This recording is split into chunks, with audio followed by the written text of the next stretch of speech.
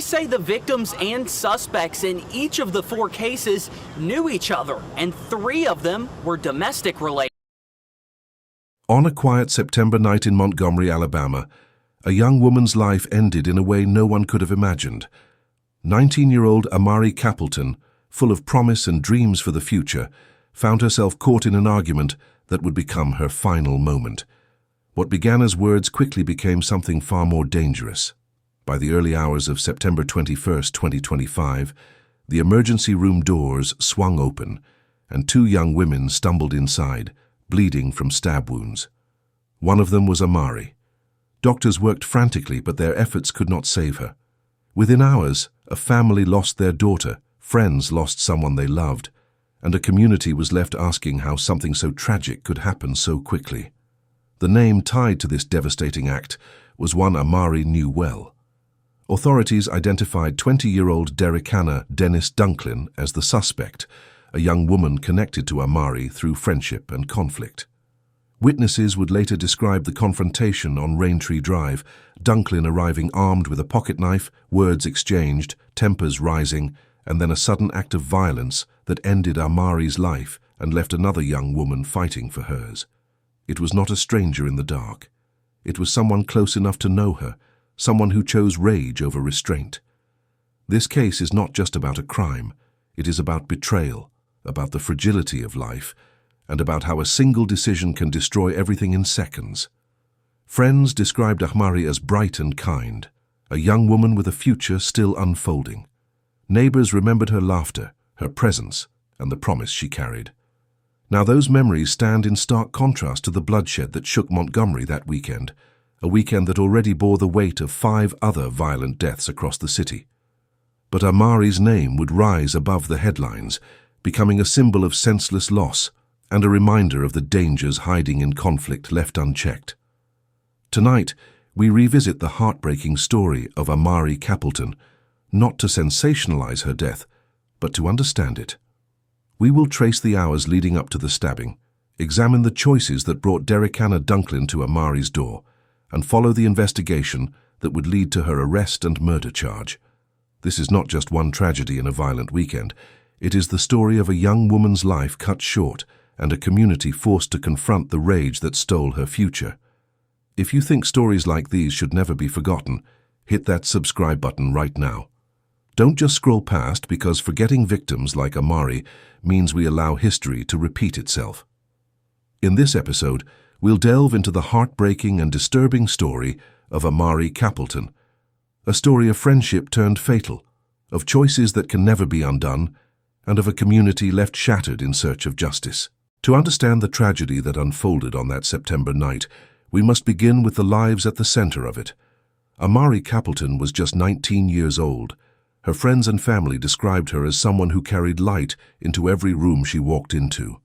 She was young, hopeful, and standing on the threshold of adulthood with all the dreams that come with it.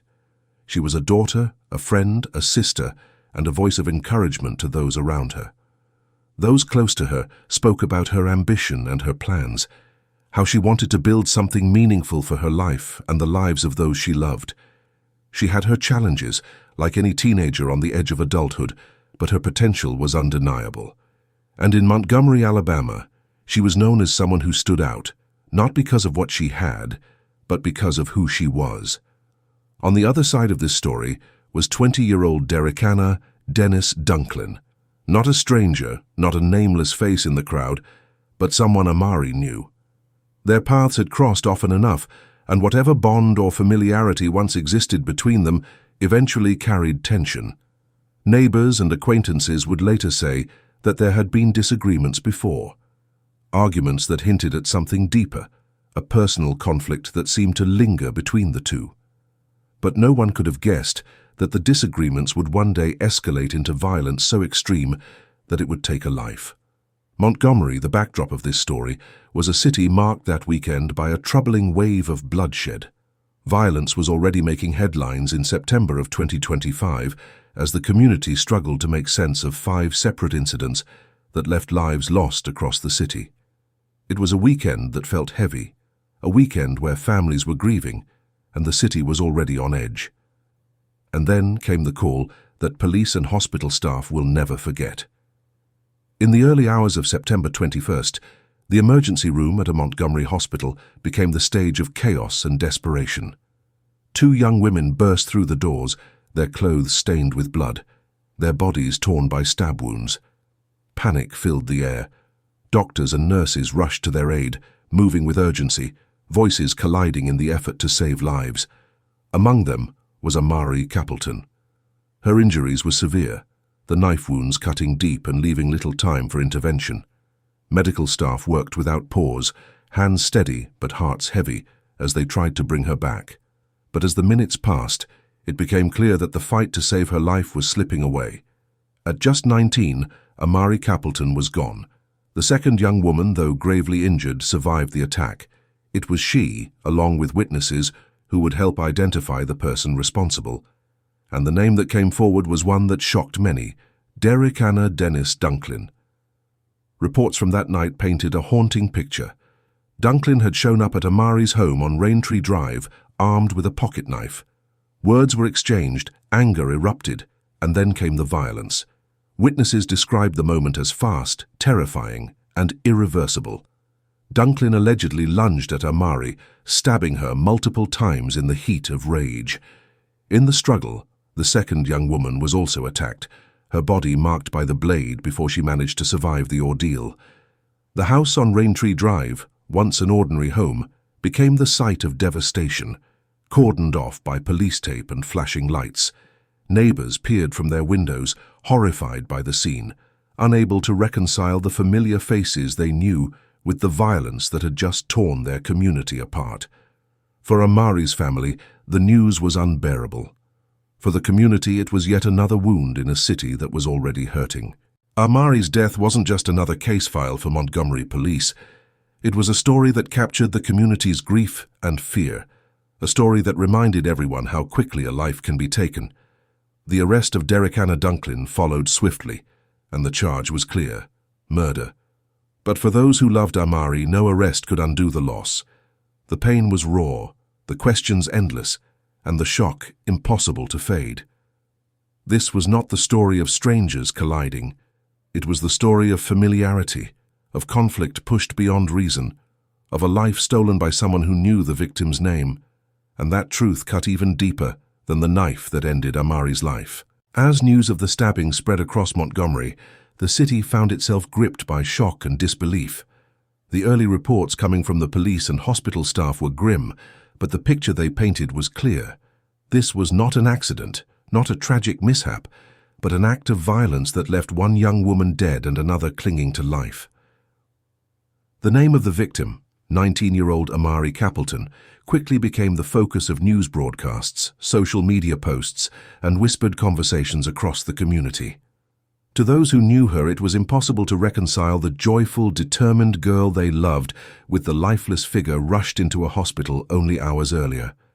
For her family, grief struck like a storm, leaving them shattered as they were forced to face the unimaginable truth: Ahmari was gone. Investigators moved quickly. The surviving victim, though badly injured, provided crucial information that pointed directly to the attacker. Witnesses who had been nearby supported her account, each statement circling back to the same name: 20-year-old Derrickanna Denis Dunklin. Police pieced together the moments leading up to the attack. Dunklin arriving at the home on Raintree Drive, a confrontation erupting, voices raised, and then violence exploding in a way no one could stop. The pocket knife, small enough to carry unnoticed yet deadly in its intent, became the weapon that silenced Ahmari's voice forever.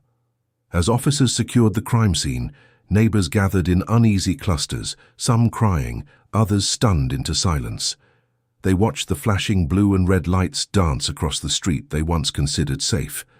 They whispered to one another about the argument they had heard, about the sudden screams that broke the night, and about the young women they had seen only hours before, laughing, talking, living their lives. Now one was gone, another was wounded, and the third, Dunklin, was in custody, facing a murder charge that would alter her life forever. The Montgomery Police Department confirmed her arrest swiftly. For them, the case was unusual not in its violence, because sadly they had seen too much of that already. but in the personal nature of the attack. This was not random. This was not an unknown assailant lurking in the dark.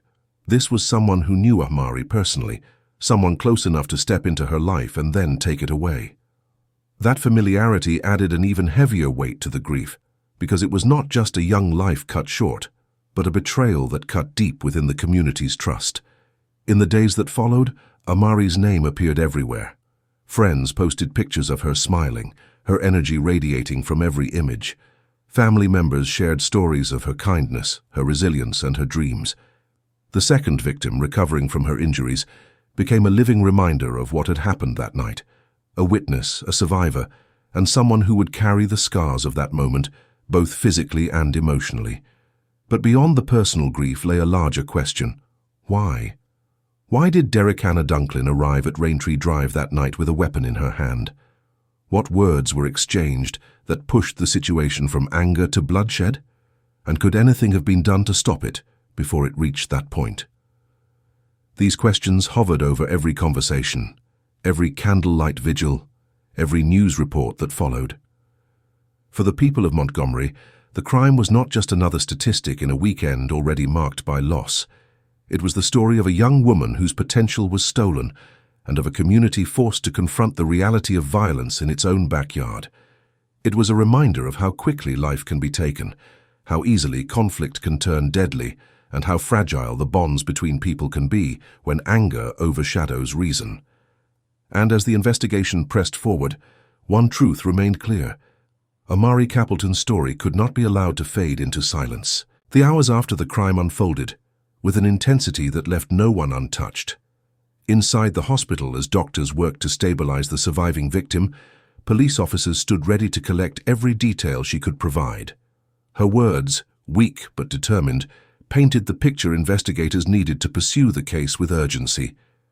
She confirmed that it was Derrickanna Denis Dunklin who had turned what should have been a heated but survivable argument into a night of irreversible loss. Her testimony matched what neighbors had already begun telling police. Voices raised on Raintree Drive, the sudden sound of struggle, and then silence before screams echoed through the night. Back at the crime scene, officers moved carefully through the home and yard. The bloodstains, the overturned items, the chaotic remnants of what had taken place told a story almost as loud as the witnesses themselves. Every mark on the floor, every drop of blood became a piece of the timeline they needed to reconstruct. The pocketknife, still bearing traces of the violence, was recovered and tagged as evidence.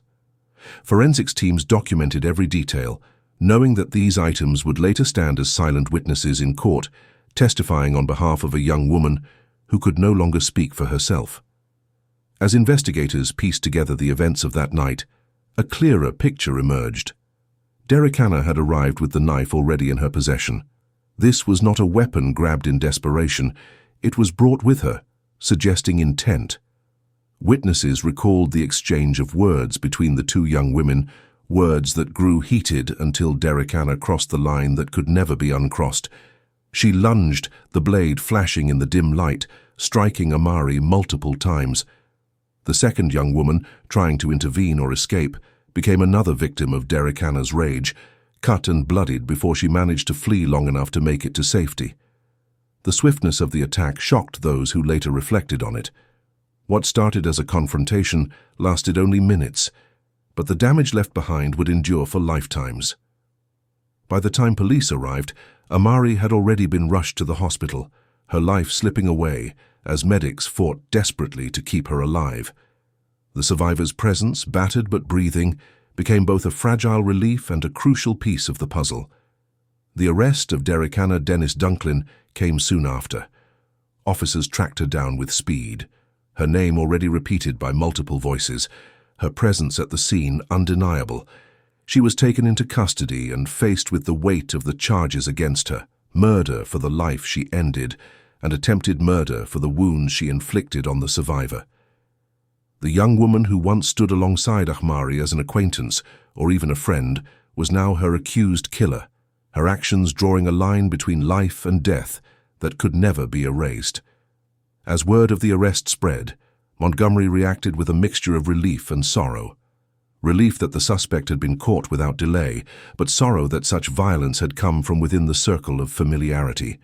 Candlelight vigils began to appear, small gatherings of people holding flames in the darkness, their voices trembling as they spoke Ahmari's name. Social media filled with pictures and memories, her face shining in posts marked by grief.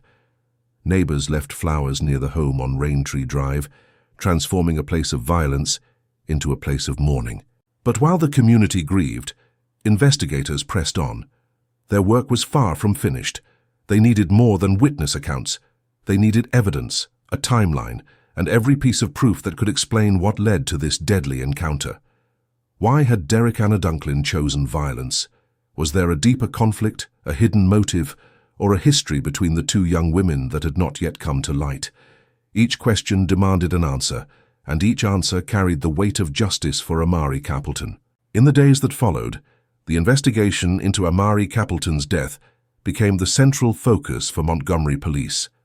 Detectives were tasked with piecing together every moment of that tragic night on Raintree Drive.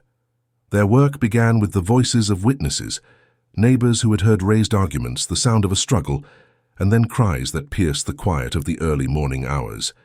Each account added another thread to the narrative, but detectives knew they needed more than words. They needed physical evidence to stand firmly in court.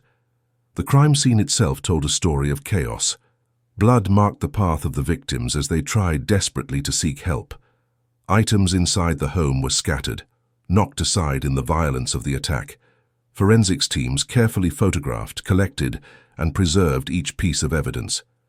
The knife, the very weapon that ended Ahmari's life, was examined with precision.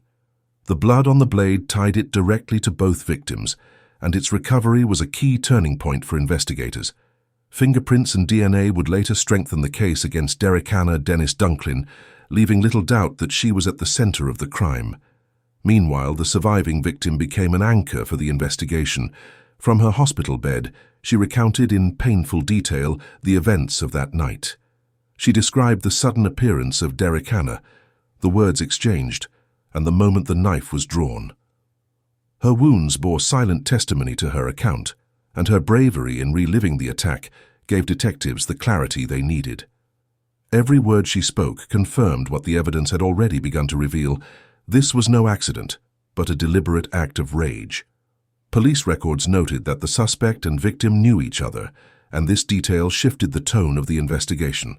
Detectives combed through their history, looking for signs of long-standing conflict. Social connections, mutual acquaintances, and past disputes all came under scrutiny.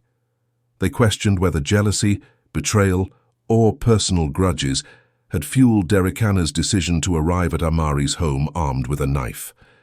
The question of motive loomed heavily, because while the facts of the crime were clear, the reasons behind it remained shadowed. The arrest itself was swift, and when Derrickanna was taken into custody, the city of Montgomery breathed a brief sigh of relief. Yet the relief was tempered by sorrow. This was not a faceless criminal from the shadows. It was someone who had shared circles with Ahmari, someone familiar. That truth carried a weight far greater than the simple mechanics of a police case. It forced the community to confront the reality that violence sometimes grows from within, between people who once might have laughed together, walked the same streets, or shared the same spaces. Public reaction to the case grew louder as more details were released. Local news stations covered every development. Social media became filled with grief and outrage. Friends posted tributes to Ahmari, remembering her warmth, her kindness, and her dreams. They shared pictures of her, snapshots of a life now frozen in time. Candlelight vigils spread through Montgomery, small circles of light in the dark, where voices joined in prayer and in calls for change. For detectives, however, the case was still unfolding. They knew that arresting Derrickanna was only the beginning. The evidence had to be prepared for trial, witness statements needed to be solidified, and every procedural step had to be flawless. For the Capleton family, every update from police was another reminder of their loss, but also another sign that justice was moving forward. The name Ahmari Capelton now carried more than memories. It carried a demand for accountability. It carried the weight of a family's grief, a community's outrage, and an investigation determined to prove beyond doubt who was responsible for the life cut short that night. And as the legal process inched closer, the story of what happened on Raintree Drive would soon move from the hands of detectives into the halls of the courtroom. As the investigation advanced, detectives began to focus on strengthening their case against Derrickanna Denis Dunklin. They understood that the courtroom would demand more than suspicion. It would demand undeniable evidence that tied her directly to the events of that night. To build that foundation, forensic experts meticulously examined every piece of physical evidence recovered from Raintree Drive. The knife, small but deadly, became the centerpiece of their case. Under lab lights, technicians studied the blade, lifting fingerprints and confirming the blood traces belonged to both Ahmari Capelton and the surviving victim. This single object carried with it the story of the attack, its edges marking the final moments of a young woman's life. Detectives also collected clothing worn that night, stained and torn from the confrontation. Fibers, prints, and residues were preserved, each detail telling part of the narrative. They mapped the scene, measuring distances, angles, and impact points. Even the trail of blood from the house to the hospital was documented, a silent line drawn across the city between the violence and the desperate attempt to save lives. The reconstruction of the timeline was painstaking but essential.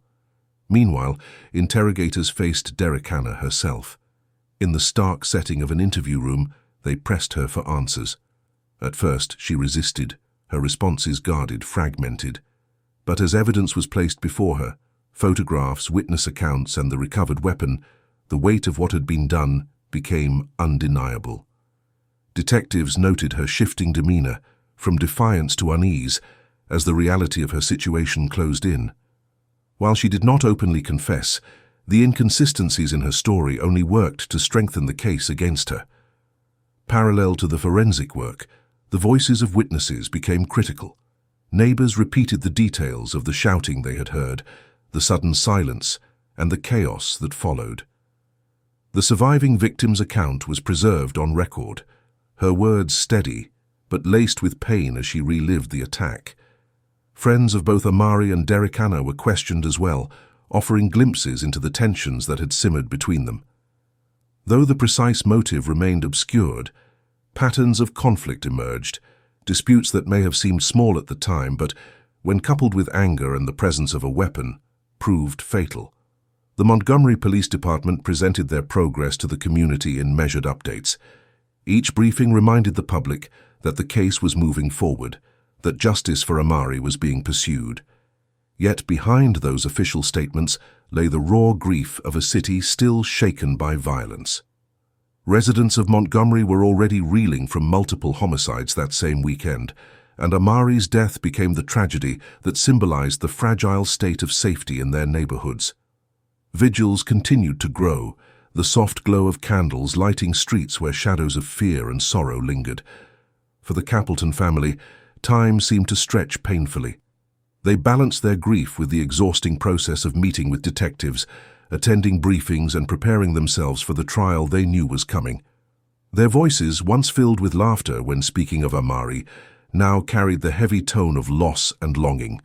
By the close of the investigation phase, detectives had built a solid case. They had the weapon, the forensics, the eyewitness testimony, and the surviving victim's account. They had a clear chain of events that pointed to Derrickanna's actions on that fateful night. And while they could not bring Ahmari back, they could ensure that her story would not end without accountability.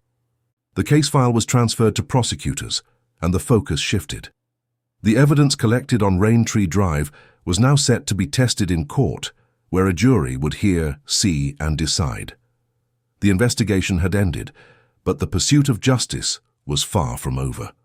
For Montgomery, for Ahmari's family, and for everyone who lit a candle in her memory, the trial ahead would determine whether the voice taken that night would find its echo in justice served. When the investigation came to a close, the focus shifted into the courtroom, where every detail would be laid bare before a judge, a jury, and the public. For the prosecutors, the case against Derrickanna Denis Dunklin was built carefully from the ground up. They carried into court the physical evidence, the testimony of witnesses, and the story of a young life cut short in a way that demanded accountability. For the defense, the task was equally heavy. Their role was to protect their clients' rights, to question the evidence, and to challenge the narrative the state had constructed. It was the collision of two sides, each standing in stark contrast, with the memory of Ahmari Capelton at the very center. The courtroom became a stage where grief and rage were forced to coexist with the formalities of law. Journalists lined the benches, recording every word. Family members sat in quiet rows, their faces showing a mixture of exhaustion and sorrow. For Ahmari's loved ones, every day in court was a reminder of what they had lost. For Derrickanna's family, it was a painful acknowledgement that the person they knew stood accused of an act that had ended another young woman's life. Prosecutors began with the timeline of the crime. They described in detail the night of September 21, 2025, the argument that broke out, and the stabbing that followed. They showed the knife to the jury, its blade tied to the blood of both victims. Photographs of the scene were displayed, images that captured the aftermath on Raintree Drive. The jury saw the scattered objects, the bloodstains, the overwhelming signs of violence. Each exhibit was another step in the story, each word spoken another nail in the structure of the case. Witnesses followed. The surviving victim testified, her account raw and unshaken as she recounted the terror of that night. Neighbors took the stand, describing the sounds they had heard, the screams that had filled the quiet street. Police officers explained their response, their collection of evidence, and the moment Derrickanna was taken into custody. Forensic experts detailed their work on the knife and clothing, confirming the links that connected the weapon directly to the accused. Piece by piece, the story was rebuilt for the jury, each testimony reinforcing the image of a deliberate, violent act. The defense sought to challenge these claims. They raised questions about intent, about whether the confrontation had spiraled beyond control in a moment of heated emotion. They hinted at self-defense, suggesting that the situation was not as clear-cut as the prosecution described, but the evidence remained firm. The fact that Derrickanna arrived with a knife in her possession weighed heavily. The multiple stab wounds told their own story, one that was not easily dismissed as accidental or defensive. As the trial unfolded, the media carried every development into the public sphere. Headlines filled with Ahmari's name, with images of her smiling face alongside courtroom sketches of Derrickanna. Commentators debated motive, speculated on outcomes, and weighed the broader meaning of the case for a city already scarred by violence. The verdict, when it came, was the culmination of weeks of testimony and days of deliberation. Derrickanna Denis Dunklin was found guilty of murder and guilty of the charges related to the second victim's injuries. The courtroom fell into silence as the words were read, the weight of justice heavy in the air.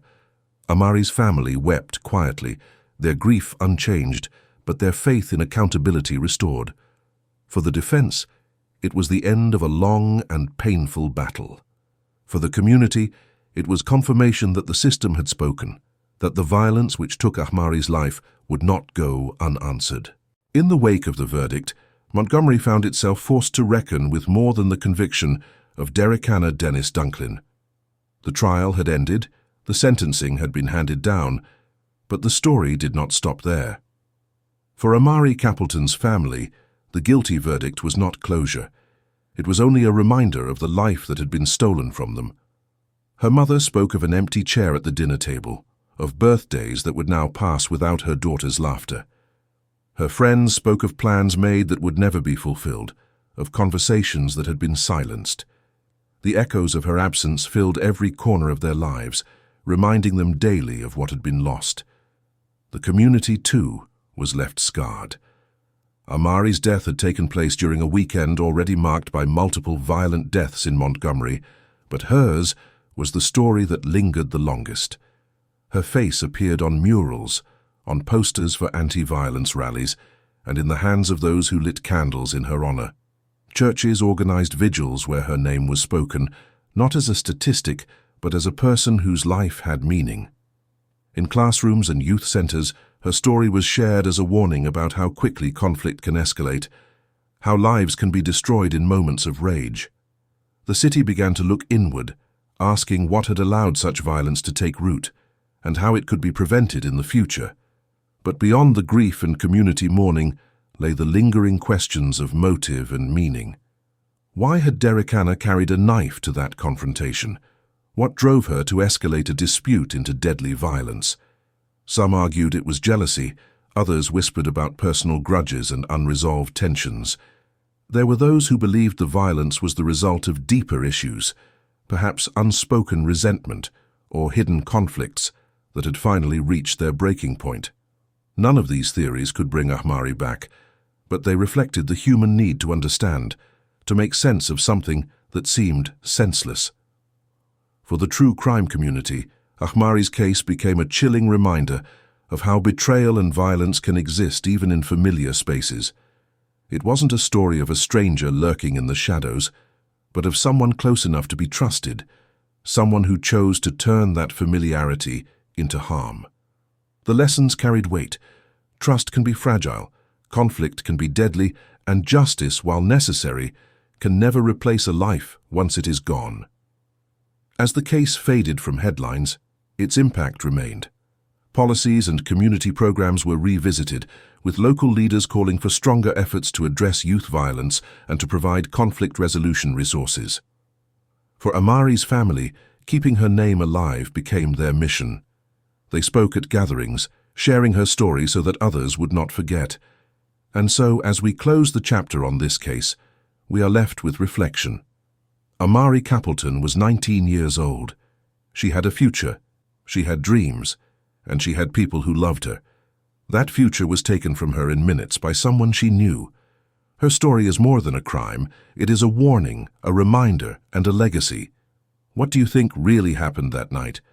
Could anything have stopped it? These are questions worth asking, not just to understand Ahmari's death, but to prevent future tragedies.